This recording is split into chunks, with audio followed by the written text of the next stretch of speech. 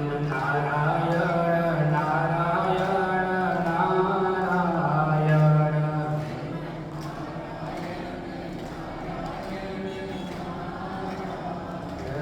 भज मन नारायण नारायण नारायण।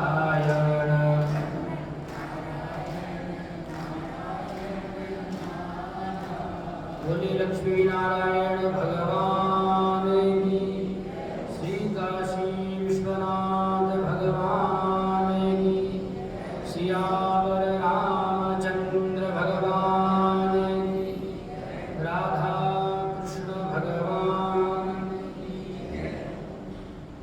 जगजननी जगदम्बे मैया की, अनंत बलवंत श्री हनुमान जी महाराज की, महर्षि श्री वाल्मीकि जी महाराज की, कलि पावन अवतार गोस्वामी श्री तुलसीदास जी महाराज, श्री सद्गुरुदेव भगवान की, सत्य सनातन धर्म की, अधर्म का, प्राणियों में विश्व का, गौ माता की गौ हत्या। ओम नमः पार्वती पतये हर हर महादेव।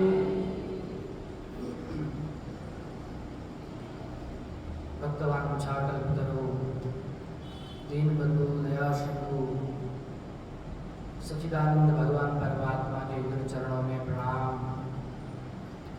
परम पवित्र इस भारत भूमि को वंदन। भारत भूमि में विद्यमान समस्त देवी देवताओं के गुरु चरणों में प्रणाम। प्रातः स्मरणीय अर्चनीय वंदनीय श्रोत्रिय ब्रह्मनिष्ठ पूज्यपाद श्री सद्गुरुदेव भगवान के गुरु चरणों में प्रणाम करते हुए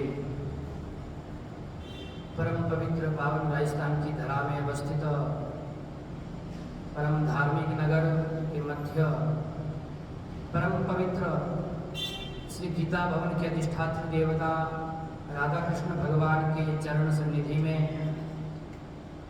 अखिल सृष्टि के कारण स्वरूप प्रभु परमात्मा कौशल्यानंद वर्धन राजेंद्र सरकार के मंगलमय शब्द ब्रह्म रूपी वांग्मय स्वरूप श्रीमद् रामचरितमानस ग्रंथराज का पावन आश्रय लेकर हम सभी अपने इस मानव तन को सार्थक करने के लिए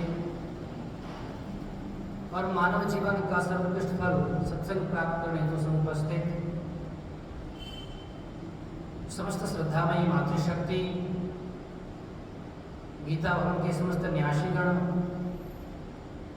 धर्मानुरागी भक्तजन सज्जनों, आप सबके हृदय अंतःकरण में विराजमान उस परम परमात्मा को सादर प्रणाम। जय श्री राम। भगवान की बड़ी कृपा है, हम लोग आज पुनः इस परम पवित्र चातुर्मासिक अनुष्ठान के क्रम में परमात्मा की कथा श्रवण कर रहे हैं और कथा श्रवण के माध्यम से ही हमारे जीवन में विद्यमान अनेक प्रकार के संशयों का छेदन होता है। जैसे हम लोगों ने श्रवण किया गत दिवस में कि माता सती को संदेह हुआ, लेकिन वास्तविकता तो यही है कि परमपिता परमात्मा ही ये लीला करते हैं कि संसार में कोई भी कितना बड़ा ज्ञानी हो, कितने बड़े पद पर स्थित हो, चाहे साक्षात भगवान के निकट ही क्यों ना रहता हो और साक्षात चाहे भगवान का वाहन ही क्यों ना, गुरु जी क्यों ना हो, संशय, अभिमान, अहंकार, मद किसी को भी हो सकता है। इसलिए हम लोगों ने कल श्रवण किया दक्ष प्रजापति को कितना अभिमान है। ये दक्ष प्रजापति को नहीं है, ये प्रत्येक व्यक्ति का अंतःकरण में अवस्थित यह एक आवेग है। जैसे अधिकार प्राप्त होता है, अधिकार के साथ ही अभिमान भी आ जाता है। तो भगवान की कथा के माध्यम से, एक एक चरित्र के माध्यम से हम सबको ये शिक्षा मिलती है कि कितने बड़े बड़े ज्ञानी हुए, कितने बड़े बड़े साक्षात ब्रह्मा जी के पुत्र हुए, लेकिन उनको भी अभिमान ने नहीं छोड़ा, तो हम फिर क्या चाहिए। अर्थात हमें भी प्रत्येक परिस्थिति में, प्रत्येक काल में क्या रहना चाहिए, सावधान रहना चाहिए। वास्तविक माता जी को संशय नहीं हुआ, ये संशय तो हमारे अंतःकरण में होने वाला है, इसलिए माता जी को सामने रखा, कोई न कोई उदाहरण तो देना पड़ेगा। क्या इतने बड़े जगत जननी माता सती को संदेह हो सकता है, इसका मतलब हमको तो होता ही है। इसलिए जीवन जीना है तो क्या करना पड़ेगा, कथा को श्रवण करें। कथा के श्रवण के माध्यम से जीवन के एक एक क्रियाकलाप एक साथ में प्रकट होते हैं, और प्रकट होकर के हमें शिक्षा देते हैं कि हमारे जीवन में भी इसी प्रकार की अनेक परिस्थिति आई है, पर यदि ऐसी ऐसी जब जब परिस्थिति आए उस परिस्थिति में मुझे क्या करना है, तब भगवान की कथा को स्मरण कर लेना, याद कर लेना, आपकी समस्या का सब समाधान हो जाए। ये कथा सिखाती है। परम पवित्र भाव से कथा का रसस्वादन कर रहे थे हम लोग। पुनः प्रकृतम अनुसराम। कल हम लोगों ने विचार किया कि सप्त ऋषियों ने जगत जननी माता पार्वती की परीक्षा ली।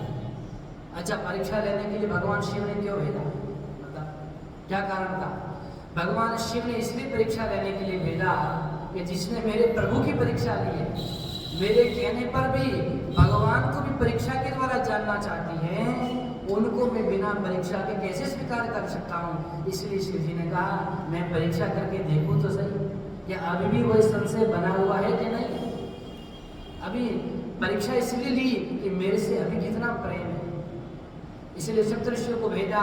और सप्तऋषियों ने किस प्रकार से परीक्षा ली, ये साधकों के लिए ध्यान देने योग्य विषय है, बड़ा महत्वपूर्ण विषय है कि सप्तऋषियों ने सबसे पहले पिताजी की निंदा की, क्योंकि सबसे अधिक प्रेम किससे होता है, पिता से। कोई आपके पिता की निंदा करेगा तो आप शांत नहीं बैठेंगे, लेकिन माता पार्वती के पिता की निंदा करने पर भी माता पार्वती शांत है कि तुम तो पर्वत की पुत्री हो, जिस प्रकार से पर्वत जड़ है तुम भी जड़ हो बच्चे, कुछ नहीं बोली भैया। फिर कहा के गुरु के उपदेशों की निंदा करते हैं। गुरु जी कौन है, बोले नारद जी। बोले ये बताओ नारद जी का उपदेश सुन करके आज तक किसका घर बसा है, कौन अपने घर में संतुष्ट रह पाया। नारद जी जहाँ भी जाते बोले कलह ही कराते हैं, खूब निंदा की, लेकिन माता पार्वती पर कोई असर नहीं। फिर कहा ठीक है कि गुरु के वचनों की निंदा करने पर असर नहीं पड़ रहा है तो गुरु की ही निंदा कर दो। बोले नारद जी बाहर से भले कितने सुंदर दिखे, सुंदर स्वरूप दिखे, लेकिन महाराज अंदर से कपट भरा हुआ, बड़े कपटी हैं, सब लोगों को एक दूसरे से लड़ाते रहते हैं, सबके साथ में झगड़ा कराते रहते हैं। खूब निंदा की। मैया जी अपना साधना में लगी हुई है, मंत्र जाप कर रही है। फिर क्या कर, अब बोले जिनकी साधना कर रही है इनके इष्ट कौन है, बोले भगवान शिव, उनकी ही निंदा। बोले कपाली है, ये भिक्षा मांग के खाते हैं, खुद का घर नहीं है, आपको कहाँ रखेंगे।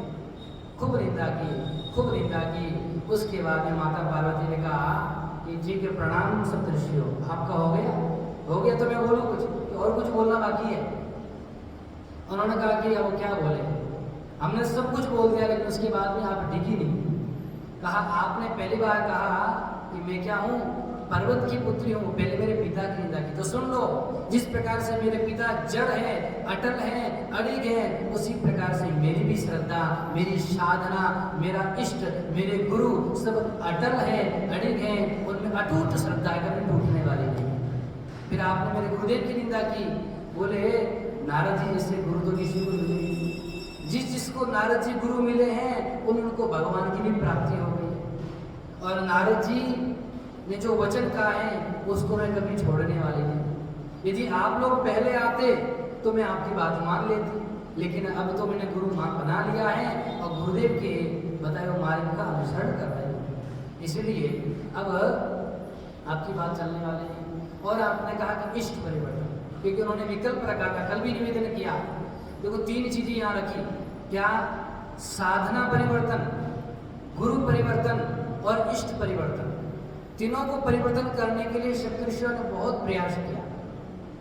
साधक के जीवन में महत्वपूर्ण है। आपको आपके गुरुदेव ने जो साधना दी है उस साधना में ही लगातार लगे रहिए। उस साधना को परिवर्तित मत करिए। महाराज क्यों? महाराज अभी तक तो 10 साल हो गए उसी मंत्र का जप कर रहे हैं, या 6 महीने हो गए उसी मंत्र का जप कर रहे हैं, कुछ फर्क नहीं पड़ रहा है। बोले फर्क तो धीरे धीरे पड़ रहा है, लेकिन आपको ज्ञान नहीं होता।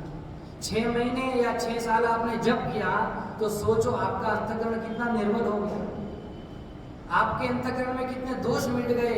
वो आपको दिखता थोड़ी है, वो तो धीरे धीरे मिटता है कि विद्यार्थी धीरे धीरे 12वीं कक्षा में आता है ना, कि आप कह दो कि पहली बार आज स्कूल भेजा और 1 साल बाद 12वीं पास करके आ जाओगा, क्या? नहीं हो सकता। इसलिए आप जिस साधना में लगे हुए हैं उस साधना को किसी भी साधना के साथ में तुलना नहीं करनी चाहिए, कंपेयरमेंट नहीं करना चाहिए, क्योंकि आपकी साधना का प्रभाव अलग है, अगला व्यक्ति साधना कर रहा उसका प्रभाव अलग है। यदि आप सोचते हैं कि उसने दूसरी साधना करके उच्च गति प्राप्त कर ली है, बड़ा ऊपर पहुंच गया है, तो इसका मतलब यह है कि उसके पूर्व जन्म के भी कुछ पुण्य हैं, जिस कारण से इस साधना को करने से जल्दी उसकी पुण्य बढ़ गए। तो अपनी साधना को कमजोर नहीं समझना और अपनी साधना को न्यून नहीं समझना और नई साधना का परित्याग करना। क्यों? जिस साधना का आश्रय लेकर यहाँ तक आप पहुँचे हो, अब इतना पहुँचने के बाद उस साधना को छोड़ोगे तो दूसरी साधना में जाओगे तो पुण्य 0 से स्टार्ट करोगे कि नहीं करोगे? शून्य से प्रारंभ करना पड़ेगा। जैसे आपने कोई बिजनेस शुरू किया है, एक बिजनेस में बढ़िया से 5-10 साल से लगे हुए और फिर महाराज उसको बंद करके दूसरे बिजनेस शुरू करेंगे तो उसमें शून्य से शुरू करना पड़ेगा, फिर कितनी मेहनत लगेगी समझना पड़ेगा। उसी प्रकार साधना की भी तो कहा साधना परिवर्तित नहीं करनी चाहिए। और कहा गुरु, जो गुरुदेव आपने जीवन में एक बार बनाए हैं और गुरुदेव जीवन में एक बार ही बनाना चाहिए। एक ही गुरु होते हैं, बार बार गुरु नहीं बदलने चाहिए। हाँ, कुछ लोग होते हैं महाराज ये गुरु अच्छे लग रहे हैं, इनके ज़्यादा फॉलोअर्स हैं, इनका बड़ा नाम है तो इनको गुरु बना दो। 5 साल बाद कोई और महाराज जी आए, उनके ज़्यादा फॉलोअर्स तो उनको गुरु बना दो। ऐसे आपका कल्याण होने वाला, क्योंकि जब श्रद्धा नहीं होगा, विश्वास नहीं होगा तो कितने 10,000 गुरु बना लो, कुछ कल्याण नहीं होगा। यदि एक ही गुरु में सच्ची श्रद्धा और निष्ठा है तो महाराज वही आपको पार बता सकते हैं। इसीलिए गुरु परिवर्तन नहीं करना, चाहे कोई कितना भी कह दे, चाहे भगवान भी आकर के कह दे कि देखो इस गुरु से तुम्हारा कल्याण होने वाला, तो प्रभु कोई बात नहीं, कोई बात नहीं कि जिस गुरु का मैंने आश्रय लिया है उन गुरु का जप करने से साक्षात आप आ गए और आप कहते हैं कि कल्याण होने वाला है। कैसी बात कर रहे हैं भगवान आप बताओ। इसीलिए गुरु परिवर्तन नहीं और इष्ट परिवर्तन नहीं। जो इष्ट आपके हैं भगवान शंकर को मानते हैं, शिव को मानते हैं, राम को मानते हैं। महाराज भगवान तो एक ही है, परमात्मा तो एक ही है, लेकिन फिर भी इष्ट, इसमें तो विशेष प्रेम होता है ना। संसार में सारे संबंधियों के साथ में आपका व्यवहार होता है, लेकिन फिर भी एक से विशेष प्रेम होता है ना। उसी प्रकार परमात्मा एक ही है, लेकिन किसी एक रूप से, शिव रूप से, कृष्ण रूप से, राम रूप से, जगदम्बा रूप से, राधा रूप से, किसी एक रूप विशेष में हमारा प्रेम होता है, उसी को इष्ट मानते हैं। तो यह माता पार्वती जो साधना कर रही है, उस साधना में सप्तऋषि आए, साधना परिवर्तन का कहा, गुरु परिवर्तन का कहा और इष्ट परिवर्तन के लिए कहा, लेकिन माता पार्वती ने किसी का भी परिवर्तन नहीं किया और कहा कि अब और ध्यान से सुन लीजिए, जन्म कोटि लगी रगर हमारी, बरउ संगु न करहु कुंवारी, राम सिया राम, सिया राम जय जय राम, राम सिया राम, सिया राम जय। देखिए सप्तऋषियों, अब आपको विवाह ही कराना है तो संसार में बहुत दूल्हा दुल्हन है, मेरे पीछे क्यों पड़े हैं? इतने संसार में दूल्हा दुल्हन बैठे, बेचारे विवाह कराओ उनका जा करके, लेकिन हमारा तो एक ही संकल्प है कि यदि मैं विवाह करूंगी तो भगवान शिव से ही करूंगी, अन्यथा जीवन पर्यंत ऐसे ही रहने वाले। चाहे साक्षात 100 बार भगवान महेश आकर के कह दे कि मैं आपसे विवाह नहीं करूंगा, तो भी मैंने अपने जो संकल्प लिया है उस संकल्प का विकल्प मेरे पास नहीं है। इधर माता पार्वती तैयार हो गई और अब इस समय माता पार्वती का परीक्षण करके सप्तऋषि गए भगवान शिव के पास और भगवान शिव के पास में जैसे गए भगवान शिव को सुनाया। भगवान शिव आनंदित हो गए, बड़ा आनंद हुआ और आनंदित होकर के क्या किया भगवान शिव ने पुनः राम नाम सुमिरन लागे, राम नाम का स्मरण किया और शंकर सहज स्वरूप संभाला, अपने सहज स्वरूप को संभाल कर कहाँ चले गए? समाधि में चले गए। पहले भगवान शंकर समाधि में गए थे तो कितने हजार वर्ष पर्यंत गए थे याद है? कितना? 87,000 वर्ष पर्यंत समाधि में बैठे थे। लेकिन महाराज अब फिर जा रहे हैं, अब वापस कब आएंगे कोई भरोसा। अब भगवान शंकर पुनः समाधि में गए। इधर भगवान शंकर समाधि में गए और दूसरी तरफ का दृश्य सुनो, एक बहुत बड़ा दुष्ट राक्षस ताड़कासुर उत्पन्न हो गया। उस ताड़कासुर ने कठोर साधना तपस्या करके अपने आप को अमर मान लिया।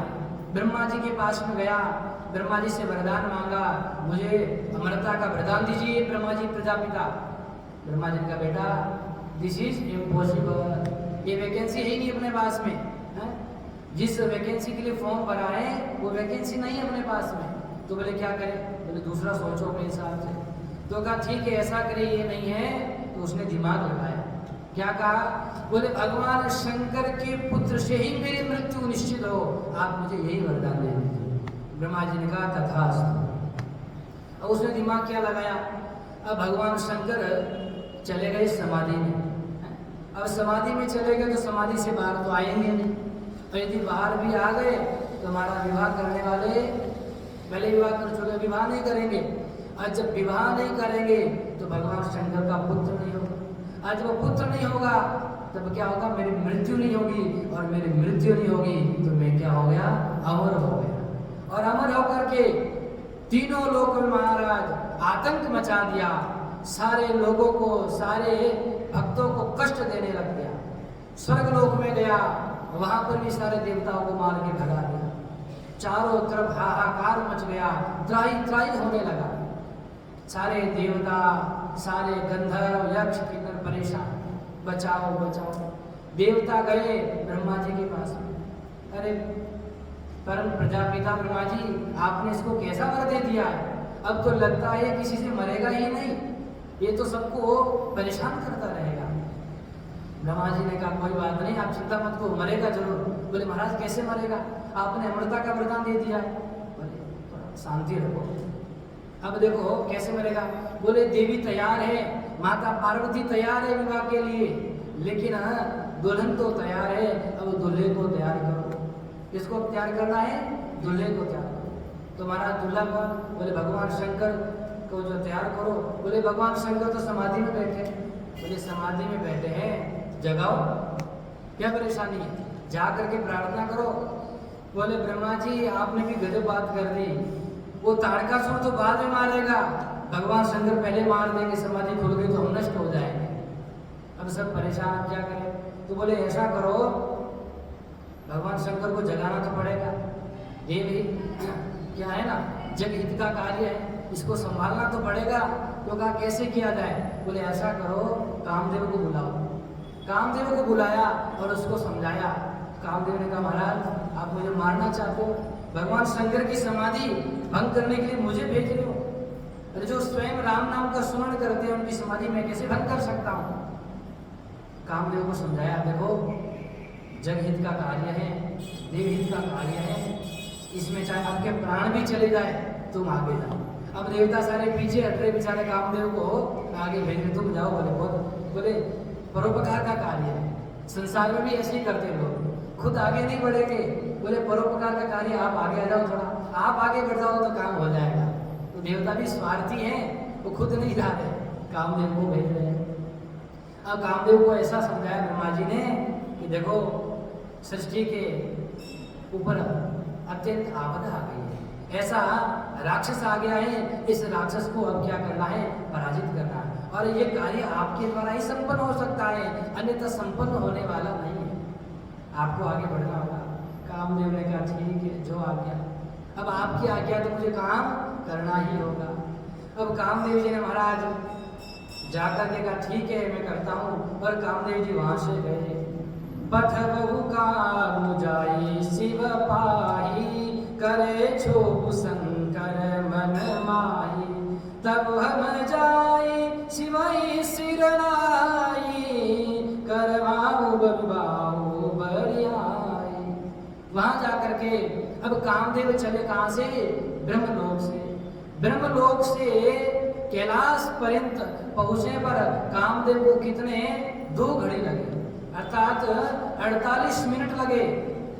उस 48 मिनट में कामदेव ने संपूर्ण सृष्टि को महाराज काम के वशीभूत कर लिया। कोई नहीं बचा, संपूर्ण सृष्टि काम के अधीन हो गई। सारा जग केवल 48 मिनट में जब कैलाश पहुंचे। वहां पहुंचते पहुंचते वहां कैसे कैसे साक्षात ब्रह्मचर्य व्रत संयम नाना धीरज धर्म ज्ञान विज्ञान सदाचार जप तप जोग विरागा सबय विवेक कटु सब भागा। सामान्य जनता की क्या कहे, सारा संसार कैसे अबला विलोकई पुरुषमय जग, पुरुष सब अबलामय। दुई दंड भरि ब्रह्मांड भीतर, काम कृत कौतुकयम्। इस 2 दंड में महाराज जितनी सारी स्त्रियां थी सबको संसार क्या दिखने लगा? पुरुषमय दिखने लगा, और सारे पुरुषों को संसार स्त्रीमय दिखने लगा। सब एक दूसरे के प्रति आकर्षित हो गए, किसी को किसी का भान नहीं रहा, सबने मर्यादा का उल्लंघन कर दिया, कोई नहीं बचा। यहाँ तक कि जितने संयमी थे, ब्रह्मचर्य व्रत का पालन करने वाले थे, जितने धीरज रखने वाले, धैर्य रखने वाले, धर्म का पालन करने वाले, ज्ञानी विज्ञानी सदाचारी जपी तपी योगी व्रती विरक्त, कोई बचा ही नहीं। सबका जो विवेक था, विवेक उनके अंतःकरण से मानो भाग गया, ऐसी स्थिति हो गई। अरे यहाँ पर तो गोस्वामी तुलसीदास जी महाराज ने लिखा, क्या लिखा? धरी न काहू धीर सब, सबके मन मन शीज हरे। अब देखो यहाँ पर गोस्वामी जी महाराज ने लिखा कि संसार के किसी भी व्यक्ति ने धीरज नहीं धरा, अर्थात कोई अपने आप को संभाल नहीं पाया। सबके मन को कामदेव ने हरण कर लिया। किसी ने कितना भी प्रयास किया लेकिन कोई बच नहीं पाया। और गोस्वामी जी ने इतना ही एक पूर्वार्ध लिखा था, एक ही लिखा कि धरी न काहू धीर सबके मन मन से धरे। अब तब गोस्वामी तुलसीदास जी महाराज की मन में आया, अरे मैंने क्या लिख दिया। अब महाराज जो लिख देते थे गोस्वामी तुलसीदास जी महाराज, वो मिटाते। दिन भर चिंतन किया कि भाई सबके मन को काम ने कैसे हर लिया। फिर जो योगी है, तपस्वी है, अमलात्मा, विमलात्मा, प्रशांतात्मा, विशुद्धात्मा, जो सदैव परमपिता परमात्मा के चरणों से अनुराग करते रहते हैं, प्रेम से पुलकित रहते हैं, क्या उनको भी कामदेव ने हर लिया? इतनी ही चौपाई लिख ली। और फिर महाराज तुलसीदास जी महाराज दिन भर चिंतन किए, उनका दिमाग काम नहीं किया, और लिख करके कलम रख करके रात्रि का शाम का समय हुआ, भजन करके सो गए, क्योंकि आगे चिंतन में नहीं आ रहा क्या लिखे। मैंने तो लिख दिया, सबको हर लिया, अब कोई तो बचा होगा। तब जाकर के जैसे सुबह उठ करके देखा, और सुबह उठ करके देखा तो ये चौपाई पूरी की हुई मिली थी। आगे लिखा हुआ था क्या? जे राखे रघुबीर ते उबरे ते काल मोह। ये किसने लिखा था? ये लिखा हुआ था कि जिसने ठाकुर जी ने जिनको भगवान राघवेंद्र सरकार ने बचाया, वे ही ये कामदेव की माया से बच पाए, बाकी कोई नहीं बच पाया। ये अपना लिखी हुई मिली। किसने लिखी? बोले श्री हनुमान जी महाराज ने लिख दिया था। हनुमान जी महाराज ने आकर के लिख दिया कि आप आगे लिख नहीं पा रहे, तो मैं स्वयं आकर के लिख। तो कौन बचे? बोले जिसको भगवान ने बचाया वे ही बचे, अन्यथा सब के सब जो हैं उसके अंतर्गत काम के वशीभूत हो गए महाराज, कोई नहीं बच पाया। इसीलिए भगवान रामचंद्र जी कहते हैं, जो मेरी शरण में आ जाता है वह इस कामदेव की प्रभाव की जो ऐसी माया है, काम रूप है, इससे बच पाता है। इसलिए राम जी ने कहा, नारद जी मेरी शरण में आ जाएगा, उसको मैं कैसे संभालता हूँ? जैसे बालक को माता संभालती है, छोटा बालक होता है ना, जिमी बालक राके महतारी, जिस प्रकार से छोटे बालक की समस्त प्रकार से कौन रक्षा करती है? मैया रक्षा करती है। उसी प्रकार जो मेरे शरण में आ गया, उस शरणागत की मैं स्वयं जाकर के रक्षा करता हूँ। इसलिए क्या करना चाहिए? भगवान के शरणागत होना चाहिए। परमात्मा के शरणागत हो गए तो वही बच पाएंगे। अब कामदेव कैलाश पर्वत पर आए और कैलाश पर्वत पर आकर के देखा कि महाराज मेरी माया का तो कहीं पर भी कुछ भी प्रभाव नहीं पड़ा है। सारे संसार को मैंने अपनी माया के वशीभूत कर लिया, लेकिन माया के अधीन करने पर भी भगवान शंकर पर कोई प्रभाव नहीं पड़ा। भगवान शंकर वैसे ही समाधिस्थ होकर के अपनी समाधि में क्या कर रहे हैं? साल बिटप पर शाखा ती पर चढ़े मदन मन माखा। भगवान शंकर बैठे हैं और अप्सराएं वगैरह सब नृत्य कर रही थी। कामदेव ने सारे अपने क्या कहते हैं जो माया थी उसका प्रभाव फैलाया और अप्सरा कहने लगी हम भगवान शंकर के सामने नृत्य नहीं करेंगे। कामदेव ने कहा ठीक है, तुम पीछे लेकर के नृत्य करो, मैं आगे जाता हूँ। कामदेव ने अब मन में निश्चय कर लिया कि अब तो मेरी मृत्यु होनी ही। कामदेव क्या करते महाराज? कामदेव के पास 5 बाण हैं, ब्रह्मा जी ने दिए हुए। कितने बाण? 5 बाण हैं। हर्षण, रोचन, मोहन, शोषण और मारण। ये 5 बाण ब्रह्मा जी ने साक्षात कामदेव को दिए हुए और कहा कि सृष्टि के जितने समस्त जीव, यहाँ तक कि जगदीश भी तुम्हारे अधीन रहेंगे। कौन कौन? हम विष्णु हरष्टापि तवास्त्रवशवर्तिन। कहा मैं भगवान विष्णु और साक्षात भगवान हर भी आपके इन माया के प्रभाव में रहेंगे, काम के प्रभाव में रहेंगे। ये वरदान साक्षात ब्रह्मा जी ने दिया हुआ था। इसीलिए कौन कौन से? काम कुसुम धनु सायक लीने सकल भुवन अपने बस कीने। सारे भुवन को तो अपने वश में कर लिया, सारे भुवन को अपने वश में कर लिया। तो मैं क्या बता रहा था आपको? 5 बाण है। अंतिम बाण कौन सा है? मारण। मारण में क्या होता महाराज? किसी व्यक्ति को किसी से भी प्रेम हो जाता है और प्रेम होने के बाद में जिस व्यक्ति से प्रेम करे, जिस वस्तु से प्रेम करे, उसकी यदि उसको प्राप्ति न हो तो व्यक्ति आत्महत्या भी कर लेता है। बताओ करता है कि नहीं करता? संसार में देखने को मिलता है कि नहीं मिलता? आजकल तो महाराज बहुत हो रहा है। आजकल कौन अधिक आत्महत्या कर रहे हैं? युवा कर रहे हैं। क्यों कर रहे हैं? किसी चीज को प्राप्त करने के लिए इतने आतुर हो जाते हैं और अंत में क्या है? मारण तक मृत्यु ही उनको प्राप्त होती है। जो चीज प्राप्त नहीं होने वाली उसको अंतःकरण में धारण कर लेते हैं कि इसके बिना तो मैं तो मर जाऊंगा। अरे इसके बिना अब तक तुम जिए हो, आगे भी जी लोगे, लेकिन मन में ऐसा संकल्प कर लेता मैं मर जाऊंगा। और छोटी छोटी वस्तु के लिए, यहाँ तक कि कॉलेज में IIT इंजीनियर होते हैं, वे यदि पास नहीं हो पाते, अच्छे मार्क्स नहीं आ पाते महाराज, तो भी क्या कर लेते? आत्महत्या कर लेते। इसलिए जो कथा सुनता है, भगवान का भजन करता है, उसके मन में ये सब चीजें नहीं आती। क्यों? उसको पता है कि ये कामदेव के 5 बाण हैं, इस बाण के वशीभूत हो जाऊंगा तो मेरा कल्याण होने वाला नहीं। इसलिए भगवान की कथा क्यों सुननी चाहिए? क्योंकि हमें जीवन जीने की कला मिलती है, जीवन कैसे जीना है समस्त प्रकार से। अच्छा, मारण अंतिम बाण है और पहला बाण कौन सा है? हर्षण। सबसे पहले महाराज किसी व्यक्ति से आप मिले, चाहे जाना हो अनजाना हो, तो क्या होता है? बड़ा प्रेम से बात करते हैं, बड़ा हर्ष होता है, आपको देख करके बड़ी प्रसन्नता। हर्षण के बाद में धीरे धीरे क्या होता है? रोचन होता है, रुचि होती है, फिर मोहन होता है, उसमें धीरे धीरे आसक्ति होती है और आसक्ति होने के बाद में आजकल क्या होता है? शोषण करते लोग। क्या करते हैं? आज जो युवक युवती का जो प्रेम है ना, सबसे पहले क्या? हर्षण होगा, फिर उसके प्रति रुचि होगी, फिर आसक्त होगा और आसक्ति के बाद में क्या होता है? एक दूसरे का शोषण होता है। और जब अत्यधिक शोषण हो जाता है तब क्या करते हैं? मृत्यु निश्चित होती है। तो हर्षण और मारण, इन सब के बीच में सारे संसार के जीव पीसते रहते हैं, सारा संसार इसी के बीच में पीसता रहता है। यही कामदेव के क्या है? 5 बाण हैं। इन 5 बाणों को लेकर के कामदेव पहुंचे कैलाश। और अब कामदेव वहां देख रहे हैं कि भगवान पर कुछ प्रभाव पड़ा कि नहीं पड़ा।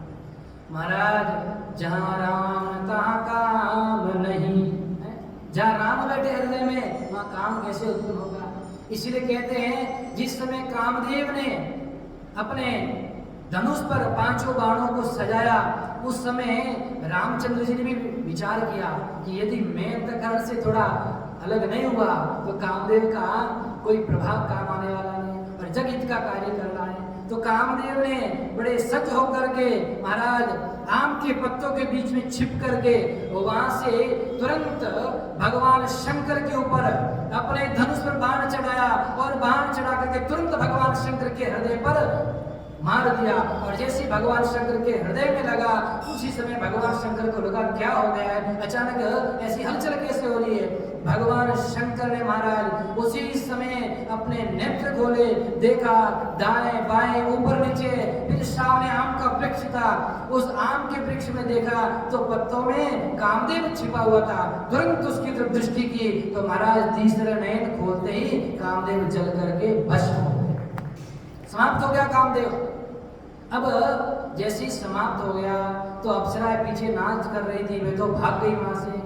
और जैसे ही उसकी पत्नी को पता चला, रति दौड़ करके आई। सौरव पल्लव मदनु विलोका भय मुकोपकंपौ त्रैलोका तव सिरति सर नयन उघारा चितवत काम भयो जरि छारा हाहाकार भयो जग भारी डर पे सुर भय असुर सुखारी।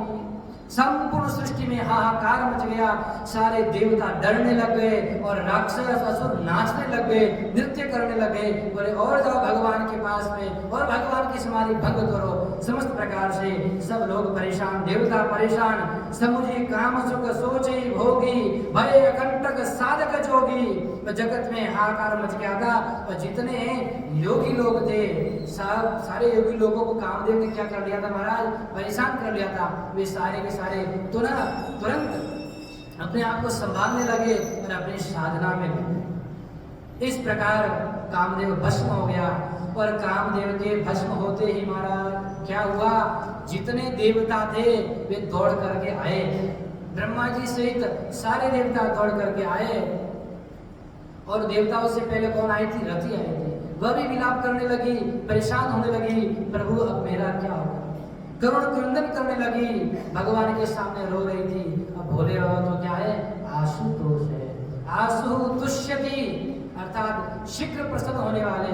तो बाबा ने कृपा की, बाबा को करुणा आई और उस रति को कहा कि हे रति तुम परेशान मत हो, अब ते रति तव नाथ कर होई नाम आनंद बिनु वपु व्यापी सब ही पुनि सुनो निज मिलन प्रसंग। हे रति अब आप परेशान मत होइए, अब दुखी मत होइए। मैं आपको बताता हूँ कि आज से तुम्हारे पति का नाम क्या होगा, अनंग होगा। अनंग किसे कहते हैं महाराज, जो अंग रहित है वह क्या है, अनंग है। तब से कामदेव ने सबके शरीर में प्रवेश किया अनंग होकर के, इसलिए काम का शरीर नहीं है, बिना शरीर के सबके अंतःकरण में प्रवेश किया हुआ है। तो वो रोने लगे, प्रभु आप ये बताइए मेरा इनसे मिलना कब होगा, मुझे प्राप्ति कब होगी पुनः। तो भगवान कहते हैं ये आपको मिलेंगे कब, द्वापर युग में। जब द्वापर युग आएगा, द्वापर युग में भगवान कृष्ण के वंश में ये उत्पन्न होंगे और उत्पन्न होकर के क्या है, तुमको प्राप्ति होगी। जब जदुवंश कृष्ण अवतारा होई हरण महामही भारा कृष्ण तनय होई पति तोरा वचन अन्यथा होई न मोरा। भगवान कृष्ण में, कृष्ण के वंश में इनका जन्म होगा, भगवान के कृष्ण के पुत्र के रूप में ये आपको आपके पति मिलेंगे। तब रजनी का प्रभु ठीक है, तब तक मैं क्या करूंगी, बोले तब तक प्रतीक्षा करो, तब तक ये बिना शरीर के ही अपना जो कार्य है उस कार्य को संपादित करेंगे। इनका जो कार्य है वह बाधित होने वाला नहीं है, जैसे पहले कार्य चलता था उसी प्रकार ही चलेगा। अब सारे देवता गए और देवता जाकर के महाराज क्या करने लगे, भगवान के पास में गए। और भगवान के पास में जब गए, डरे हुए थे। क्यों डरे हुए थे, किस कारण डरे हुए थे? महाराज भगवान ने इनको जला दिया, भस्म कर दिया है, तो हमारा क्या होगा? इंद्र के साथ, ब्रह्मा जी के साथ सारे देवता गए। ब्रह्मा जी ने कहा कि जाओ कुछ बोलो भगवान से, कुछ विनती करो। पहले तो भगवान से कहने लगे, बोले विश्वनाथ भगवान की, बोले भूतनाथ भगवान की, देवेश्वर महादेव।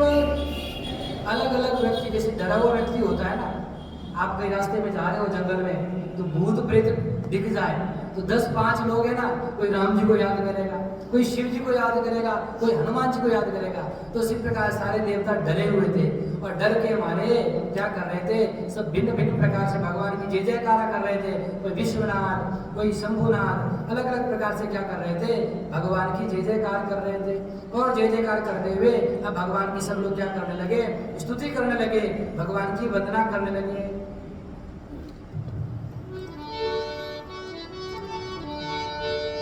शिव कैलाश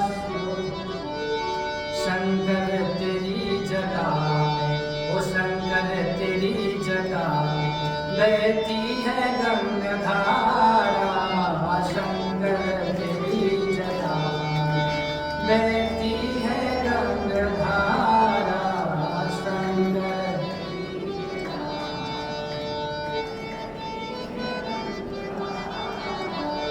काली घटा के अंदर जिम्मेदामिनी उजारा।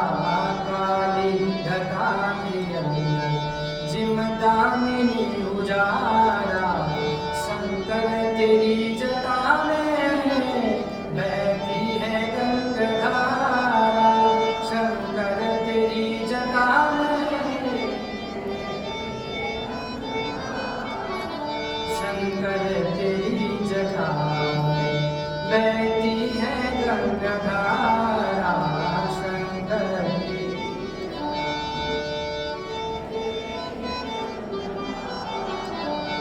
गलमुंड माल राजे, शशि भाल पर विराजे।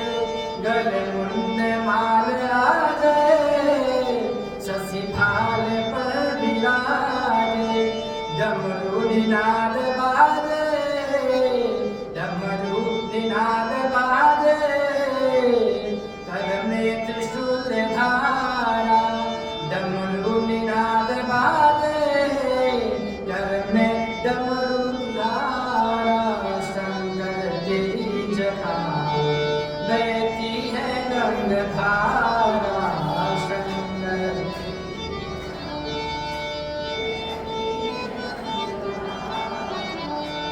मृग बसन वसन धारी, वृषराज पर सवारी।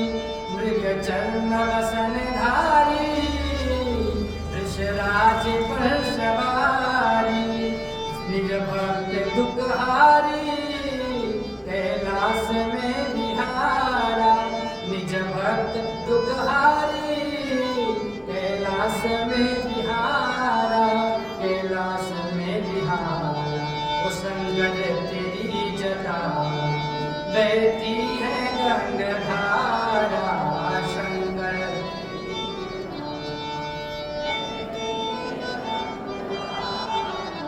काली घटा के अंदर, काली घटा के अंदर जिम्मेदामिनी उजारा। जिम्मेदामिनी उजारा। शंकर तेरी जटा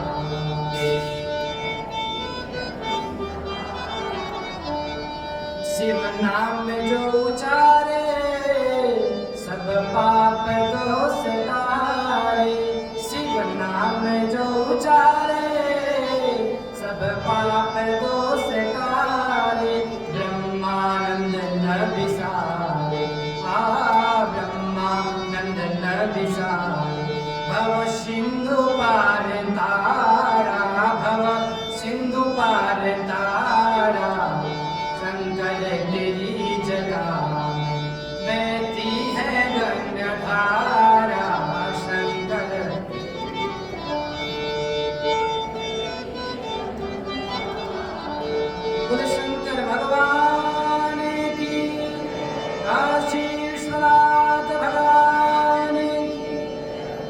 सारे देवता भगवान की बड़े दिव्य प्रकार से स्तुति करने लगे, प्रार्थना करने लगे। और प्रार्थना के बाद में देवता डरे डरे भगवान के सामने गए। अब ब्रह्मा जी ने कहा कि सुनो देवगणों, भगवान के पास में आए हो, प्रार्थना भी कर ली है, भगवान प्रसन्न भी दिख रहे हैं। अब ऐसा करो इंद्र, जाके बोलो भगवान। अरे महाराज क्या कह रहे हैं आप, हमें डर लग रहा है। कोई डर क्यों लग रहा है, भगवान ने तुमको अमर कहा है, कहो अमर, क्या बात है। बोले आप अमर की बात कर रहे हो, अभी सामने सामने जो मरा कामदेव वो क्या अमर नहीं था, वो भी अमर ही था, महाराज जल करके भस्म हो गया, हमें डर लग रहा है, हमारी हिम्मत नहीं हो रही है। ब्रह्मा जी ने कहा ठीक है, तुम्हारी हिम्मत नहीं हो रही है तो हमारी हिम्मत तो हमारी भी नहीं है, लेकिन बाबा के सामने विनती तो करनी पड़ेगी। ब्रह्मा जी ने कहा प्रभु आप तो अंतर्यामी हैं, आप तो सब जानते हैं। बोले ठीक है, हम सब जानते हैं, वो अलग बात है, लेकिन आप किस लिए आए हो ये तो बताओ, क्या कारण है। बोले प्रभु आप सब जानते हैं। बोले ठीक है कोई बात नहीं, मैं जानता हूँ, आप अपने मुख से कहो। तो ब्रह्मा जी कहने लगे सकल सुरन के हृदय शंकर पर उछाऊ, निज नयन देखा सही नाथ तुम्हार विवाह। बोले भगवान हम सबके देवताओं के अंतकरण में एक ही इच्छा है।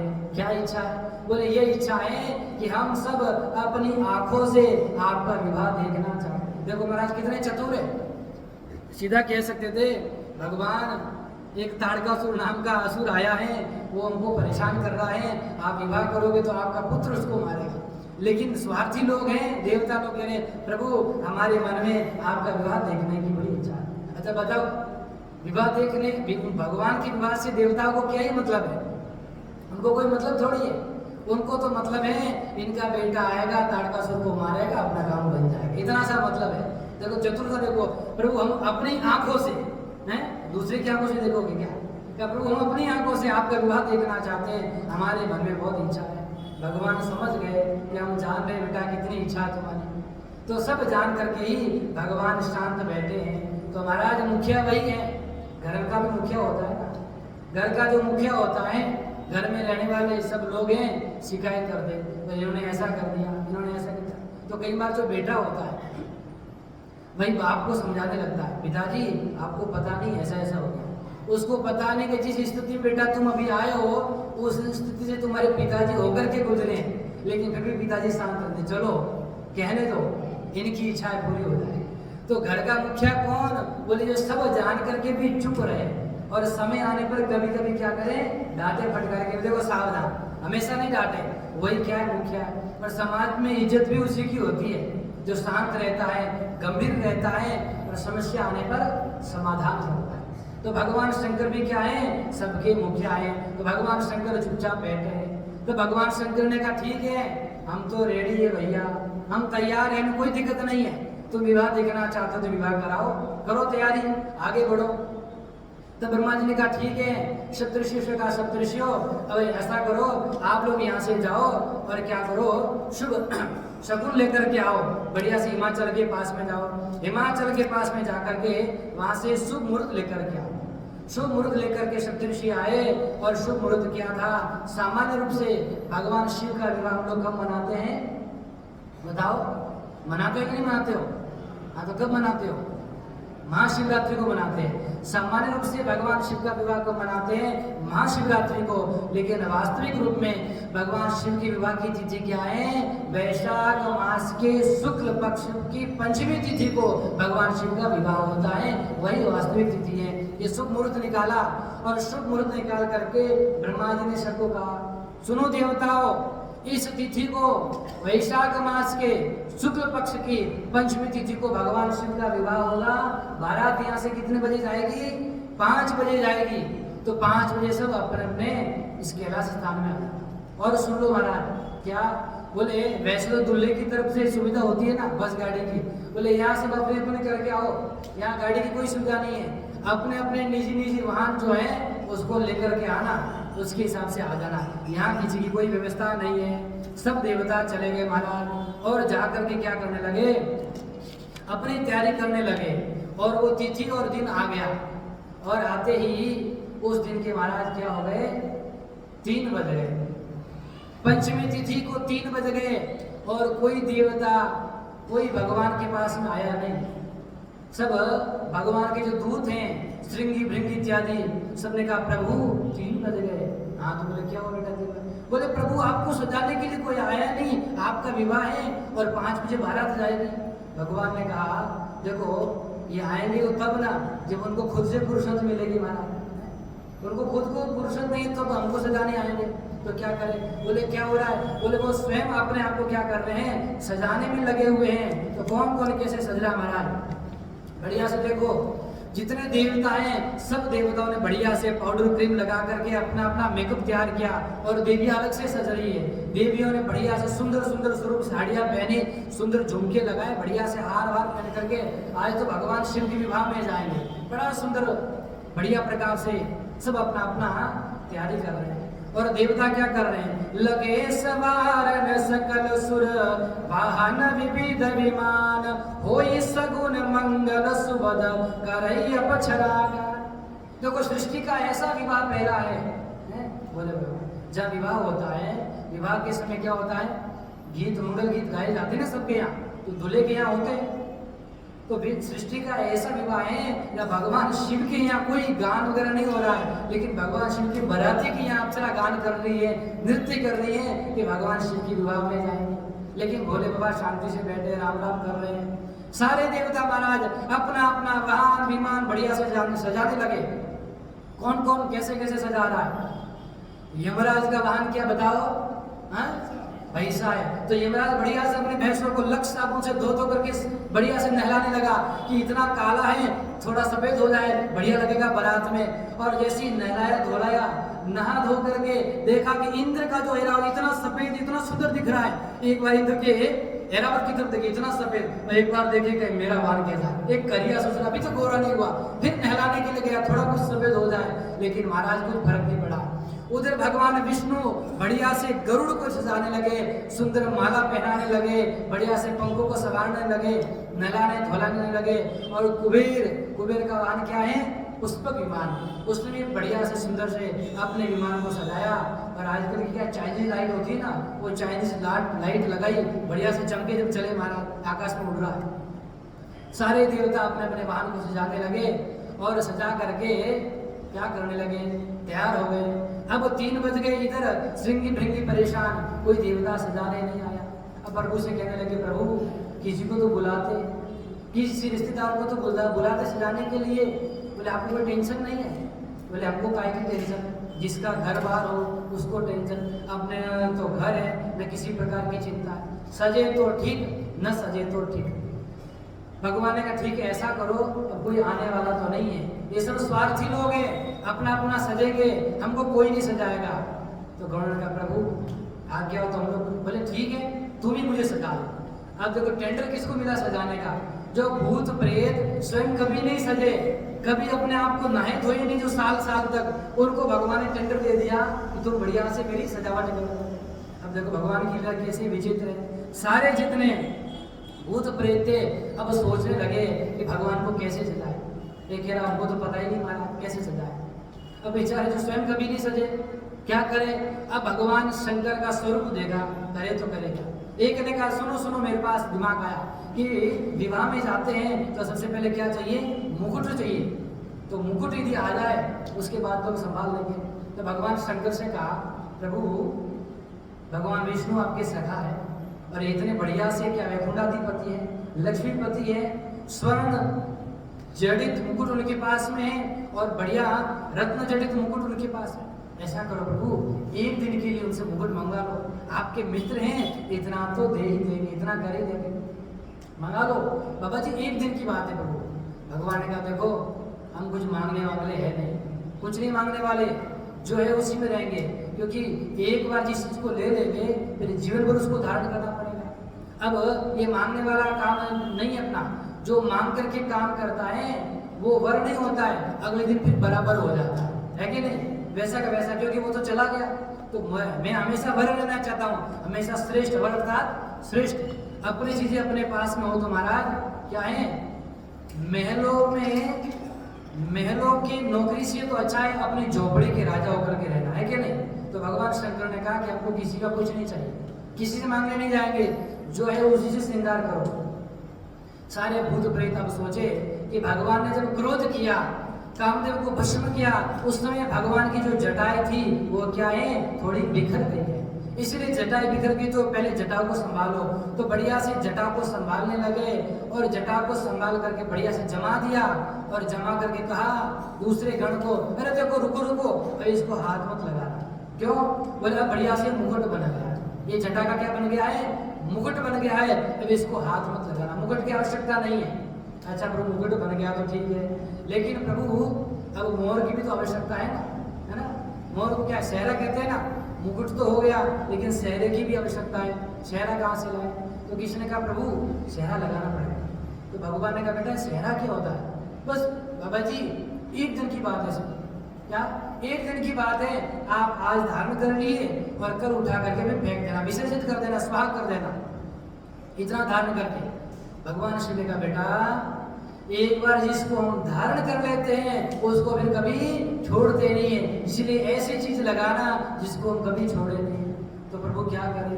तो बढ़िया से जितने भूत प्रेत थे वो सोचने लगे, एक के मन में आया तो वहां 400-500 बढ़िया से सांप नृत्य कर रहे थे, खूब नाच रहे थे, जोर जोर से उछल रहे थे बढ़िया से। बोला क्या कर रहे हो? गण ने जाकर के देखा क्या हो रहा है, बोले बाबा जी की बारात है, भोले बाबा का विवाह है, हम अपना तैयारी कर रहे हैं, डांस कर रहे हैं, क्योंकि हमारा परफॉर्मेंस है वहाँ, कैसे नाचना, खूब नाच रहे, खूब तैयारी कर रहे हैं। बोले ठीक है तैयारी तो कर रहे हो लेकिन सुनो सावधान रहो।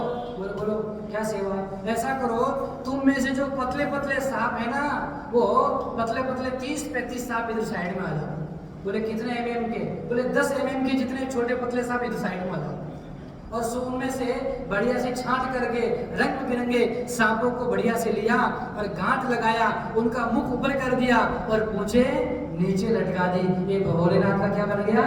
सेहरा बन गया।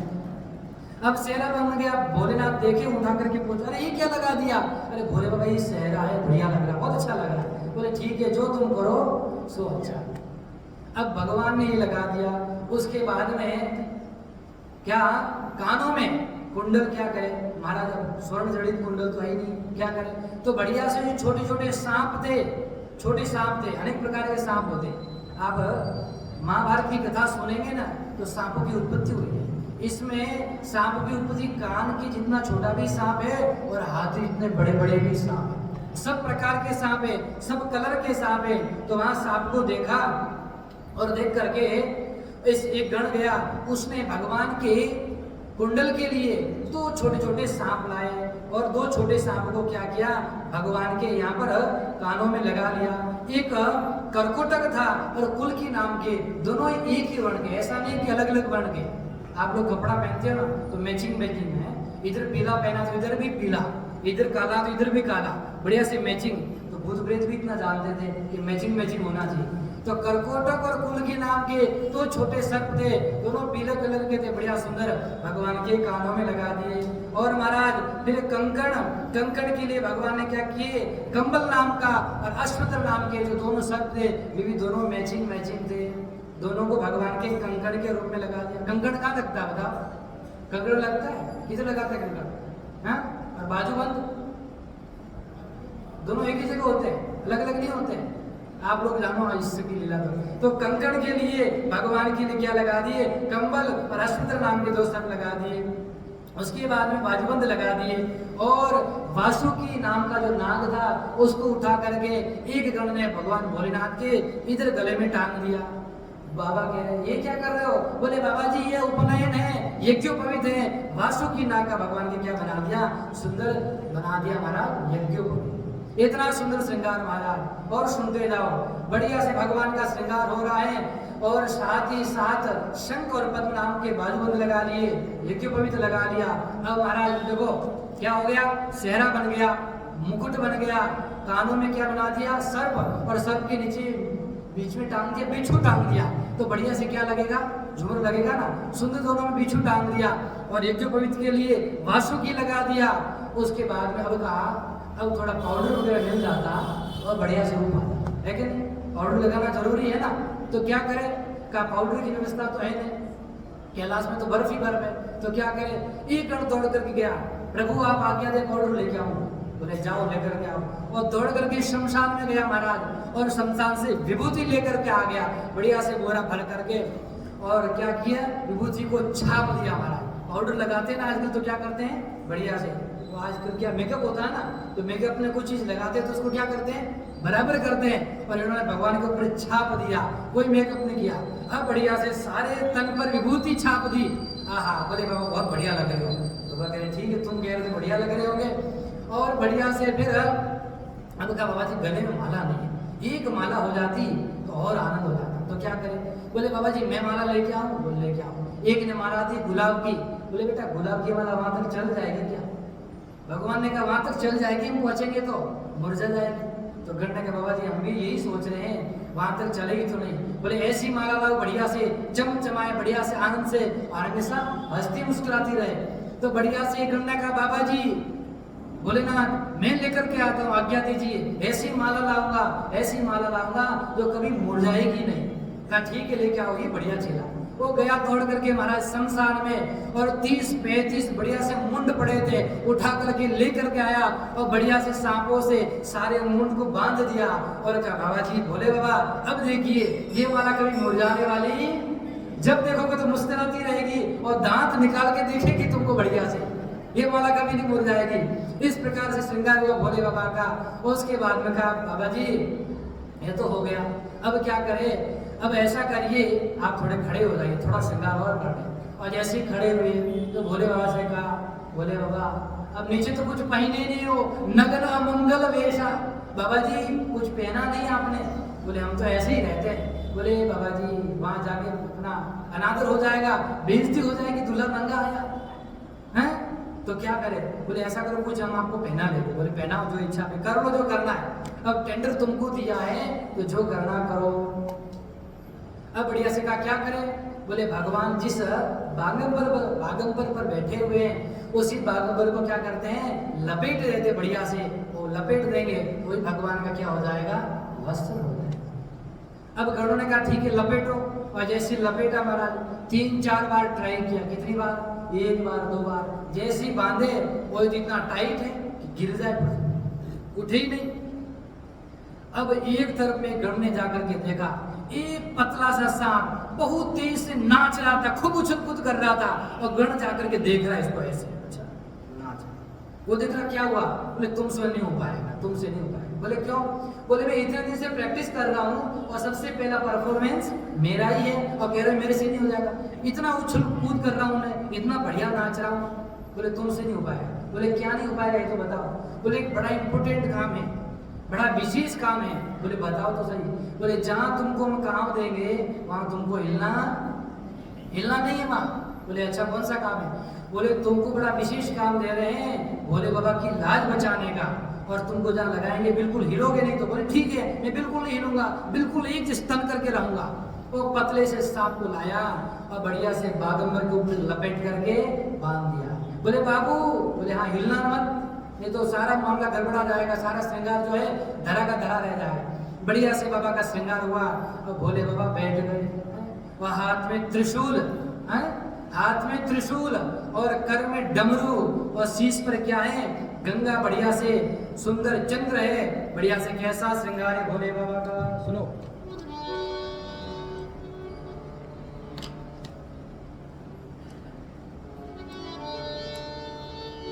शिव शंभु गण करहि सिंगारा, शिव शंभु गण करहि सिंगारा, जटामुकुट रही मोर सवारा, जटामुकुट रही मोर सवारा, शिव शंभु गण करहि सिंगारा, शिव शंभु गण करहि सिंगारा, कुंडल कंकण वहीरे गाला, कुंडल कंकण वहीरे गाला, तन विभूति पटके हरि छाला, तन विभूति पटके हरि छाला, शिव शंभु गण करहि सिंगारा, शशि ललाट सिर सुंदर गंगा, शशि ललाट सिर सुंदर सुंदर गंगा नयन उपवीत त्रिभुवन भुजंगा नयन तीन उपवीत भुजंगा गरल कंठ हर नर उर माला गरल कंठ उर नर शिरमाला अशुभ वेश शिवधाम कृपाला शिव ही शंभुगण हरि सिंगारा जटा मुकुट ही मोर सवारा जटा मुकुट ही शिव ही शंभुगण हरि सिंगारा कर त्रिशूल और डमरू विराजा कर त्रिशूल और डमरू विराजा चले बसन चढ़ी बाज ही बाजा चले बसन चढ़ी बाज ही बाजा शिव ही शंभुगण कर ही सिंगारा शिव ही शंभुगण कर ही सिंगारा बोले शंकर भगवान की। भगवान शिव का बड़ा दिव्य श्रृंगार किया। कैसा श्रृंगार हुआ? जितने शंभुगण थे, जितने रुद्रगण थे, सारे रुद्रगणों ने भगवान का सुंदर श्रृंगार किया। और श्रृंगार जो किया महाराज, जिन जिन वस्तुओं से किया, इनका अर्थ क्या है, इनका तात्पर्य क्या है? भगवान शंकर की जटाओं से मुकुट बनाया, इसका क्या तात्पर्य है? तो महाराज जो हमारी जटाएं हैं, जिस प्रकार से सिर में अनेक केश हैं, खुले रहते हैं, उसी प्रकार हमारे सिर में विचार भी आते कि नहीं आते? वो अनेक प्रकार के विचार क्या हैं? खुले हुए रहते हैं। तो जिस प्रकार से जटाओं को बांध दिया, उसी प्रकार से इसने अपने विचारों को बांध दिया, विचारों को बांध करके एक लक्ष्य पर केंद्रित कर दिया। तो यही इसका तात्पर्य है। तो भगवान की जटाओं को इसी प्रकार क्या कर दिया? बांध दिया। और सबसे क्या क्या, और कि जो भगवान का जो सेहरा बनाया, वो किसका बनाया? सांपों का बनाया। सांप का क्यों बनाया? भगवान कहाँ जा रहे हैं? विवाह के लिए जा रहे हैं। और विवाह के लिए जा रहे हैं, इसका मतलब क्या हुआ? संसार से संबंध करने के लिए जा रहे हैं, संसार के साथ व्यवहार करने के लिए जा रहे हैं, संसार से संबंध जोड़ने जा रहे हैं। तो जो जो व्यक्ति संसार से संबंध जोड़ता है, उस व्यक्ति को हमेशा याद रखना चाहिए। क्या याद रखना चाहिए? कि भगवान शिव ने किसका सेहरा लगाया है? सर्पों का सेहरा लगाया है। तो सर्प क्या है? काल का प्रतीक है। बोले संसार में जा रहे हो, संसार से संबंध जोड़ रहे हो, तो महाराज हमेशा याद रखना, काल आपके सिर पर सवार है। हमेशा याद रखना। भगवान शिव ने कहा जो जो व्यक्ति विवाह के लिए जाएगा, वो देखेगा कि भगवान शिव के सिर पर क्या है? काल बैठा है। तो पहली बात तो मेरा स्वरूप देख करके विवाह के लिए राजी नहीं होगा। भाई देखते हैं कि विवाह के पहले सिर में क्या बैठा? काल बैठा है, तो विवाह के लिए कोई राजी नहीं होगा। तो कहने का तात्पर्य यह है कि हम भी संसार में जब जाए तो हमेशा याद रखिए, आपके सिर पर क्या है? काल बैठा हुआ है। जो व्यक्ति संसार में रहता है, उसको सदैव दो बातें याद रखनी चाहिए। क्या? दो बातें। यदि आप अपना कल्याण चाहते हैं तो या दो बातन को भूल मत, यदि चाहे कल्याण, नारायण एक मौत को दूजे श्री भगवान। यदि आप जगत में रह करके अपना कल्याण चाहते हो तो दो बातों को क्या करो? सदैव याद रखो, सदैव स्मरण करो। किसको? एक तो मौत को और एक नारायण को। तो क्या हमारे भी थोड़ी हवा लगा दो, पंखा चला दो। भगवान की बारात में जा रहे हैं, हमको भी पसीना आ गया। को बारात में भाई भूत प्रेत आ रहे, किसी को पसीना नहीं आता है। तो भगवान शिव कह रहे हैं कि काल को याद रखना और एक भगवान को याद रखना, यदि अपना कल्याण चाहते हो संसार में। क्योंकि इनको याद रखोगे तो जीवन में तभी कल्याण हो पाएगा। कबीरा सूता क्या करे, काल गहे कर केस, क्या जाने कि तुम्हारी है क्या घर क्या परदेश। काल का कोई भरोसा नहीं महाराज। कबीरदास जी कह रहे हैं समय बड़ा बलवान है, समय का कोई भरोसा नहीं। कब आपकी मृत्यु आ जाए, इसको सदैव ध्यान में रखना चाहिए। और जो व्यक्ति इन दो बातों को याद रखेगा, किन बातों को?